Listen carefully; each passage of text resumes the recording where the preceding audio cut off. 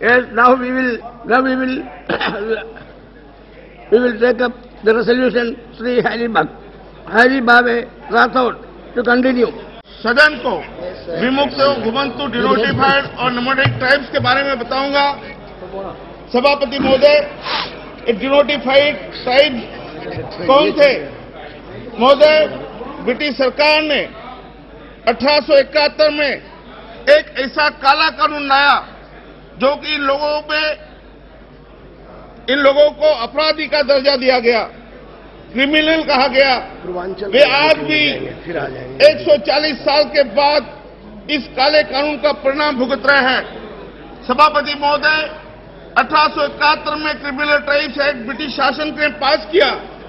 यह एक्ट पास करते हुए यहाँ एक सांसद थे मिस्टर स्टीफन, और उन्होंने कहा था कि डॉक्टर के यहाँ डॉक्टर पैदा होते हैं, वकील के यहाँ वकील पैदा होते हैं, तो चोर के यहाँ चोर पैदा होते हैं, गुनहगार पैदा होते हैं, डाकू के यहाँ डाकू पैदा होते हैं।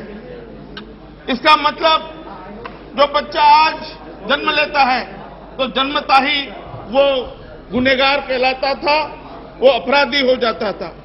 चोर, गुनहगार और अपराधी कहने वाला, महोदय, इसके काले कानून में ऐसे प्राविधान थे कि इन समुदाय को कहीं घूमने फिरने की भी इजाजत नहीं थी। एक सुप्रिंटेंडेंट, एक पुलिस ऑफिसर अगर इनको सजा सुना देता था तो वो आखिरी फैसला हो जाता था, कोर्ट में जाने का इनको कोई अधिकार नहीं था। यह एक अवमाननीय कानून था। एक गांव से दूसरे गांव समय पुलिस पाटिल थे, पुलिस मुखवार के पास अपना नाम दर्ज कराना पड़ता था। इतना ही नहीं, इनके माथे पर एक आपराधिक सिक्का, एक मोहर लगा देते थे जो लोहे से बना हुआ गरम करके उसको इसके माथे पर इन लोगों को, ताकि इसकी पहचान हो कि ये क्रिमिनल कास्ट से आया है। महोदय, इतना घोर अन्याय ब्रिटिशों ने किया और यही आज वही यातनाएं ये भुगत रहे हैं। महोदय, असल में इन्हें डिनोटिफाइड कहा गया। ये लोग सही तो ये स्वतंत्र सेनानी थे जिन्होंने आजादी के लिए अपनी जंग लड़ी है। बिरसा मुंडा जी, जो रामोशी समाज, बेरड़ समाज के उमाजी नायक थे, तंत्या भील, संत सेवालाल महाराज, इन्होंने अंग्रेजों के खिलाफ वह लड़ाई लड़ी है कि अंग्रेज को जीना दुश्वार कर दिया था।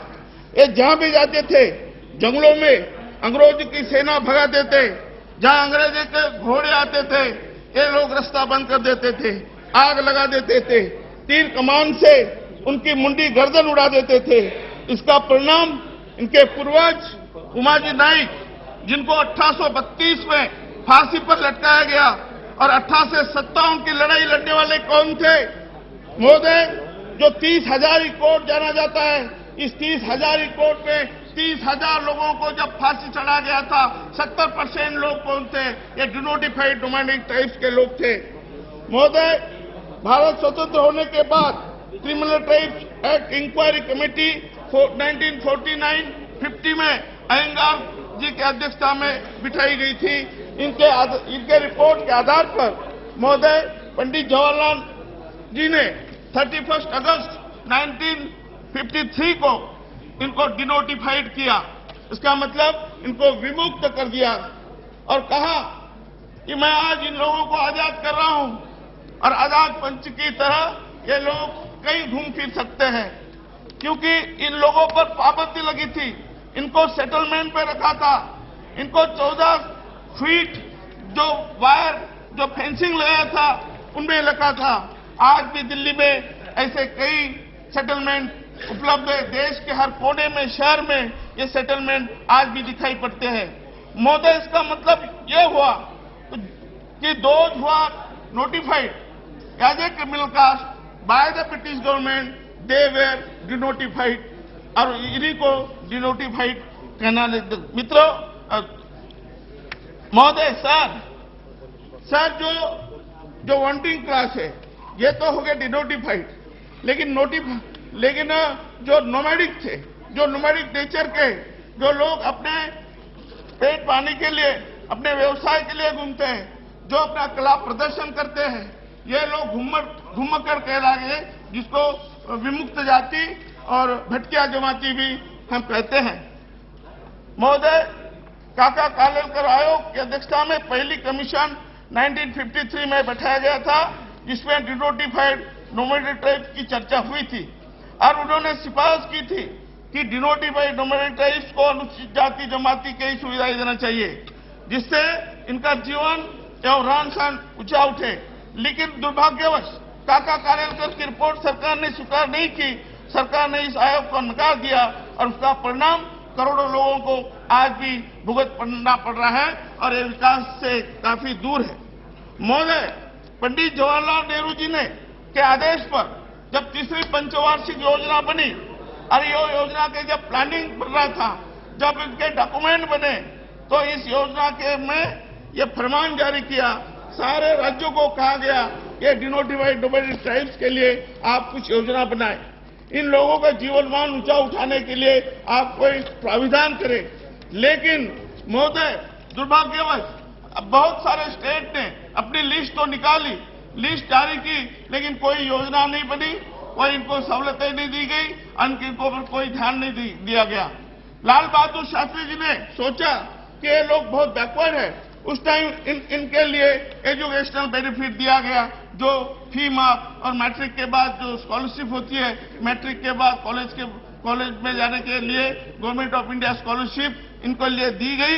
लेकिन ऐसे भी स्टेट है कि इस स्टेट को मालूम नहीं है कि गवर्नमेंट ऑफ इंडिया स्कॉलरशिप इनके लिए थी, और जो डिनोटिफाइड नोमिनेटेड ट्राइब्स के लोग थे, जो उनको भी मालूम नहीं कि वो लोग डिनोटिफाइड और नोमिनेटेड ट्राइब्स में आते हैं।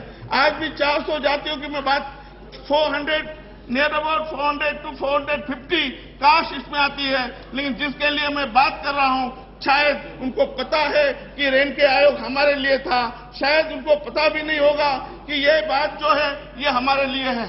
लेकिन महोदय, आपके माध्यम से मैं रिक्वेस्ट करना चाहूंगा कि विमुक्त समाज की ये सूची जो हर एक स्टेट में है वो जारी करना चाहिए, और इनके लिए रेनके आयोग बनाया गया था। इसके इंफॉर्मेशन इसके दूरदर्शन से, पेपर के माध्यम से हर जगह ये पहुंचनी चाहिए। महोदय, इस दौरान एक बात हुई, महाराष्ट्र ऐसा स्टेट है प्रोग्रेसिव कि जहां छत्रपति शाहू महाराज, महात्मा ज्योतिबा फुले, भारत रत्न बाबा साहेब भीमराव अंबेडकर, इनके विचारों के आधार पर काम करने वाले तत्कालीन मुख्यमंत्री जो वसंतराव जी नाइक थे, उन्होंने इस योजना आयोग के सिफारिशी को ध्यान में लेते हुए विमुक्त समाज के लिए 4% से आरक्षण दिया, जो शिक्षा में मेडिकल, इंजीनियरिंग एवं तकनीकी शिक्षा, नौकरी में तथा पदोन्नति में भी आरक्षण दिया।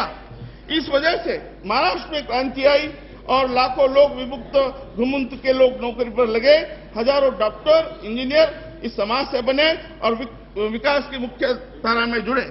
लेकिन इसी टाइम केंद्र सरकार से इनको कुछ नहीं मिला। केंद्र सरकार जब हजारों नौकरियां महाराष्ट्र गवर्नमेंट ने दी, स्टेट गवर्नमेंट ने, लेकिन जब हम देखते हैं कोई नेशनलाइज बैंक में, रेलवे में, पोस्ट ऑफिस, LIC, GIC और कई केंद्र शासित जो ऑफिसेस होते हैं, वहां केंद्र सरकार के दफ्तर में एक भी इनका एक क्लास 1 ऑफिसर छोड़ो, एक क्लास 2 ऑफिसर छोड़ो, प्यून भी नहीं लगा है। और इसलिए महोदय, मेरी मांग है कि इन लोगों को महाराष्ट्र की जैसी सुविधा सारे देश में लगाना चाहिए, और महाराष्ट्र में जो अपनाई गई नीति रिजर्वेशन पॉलिसी ये सारे देश में लगाना चाहिए। महोदय, आपने अभी राष्ट्रीय रोजगार हमी योजना जो महाराष्ट्र से ली थी, और जब महाराष्ट्र से ये योजना एक प्रोग्रेसिव योजना, एक क्रांतिकारक योजना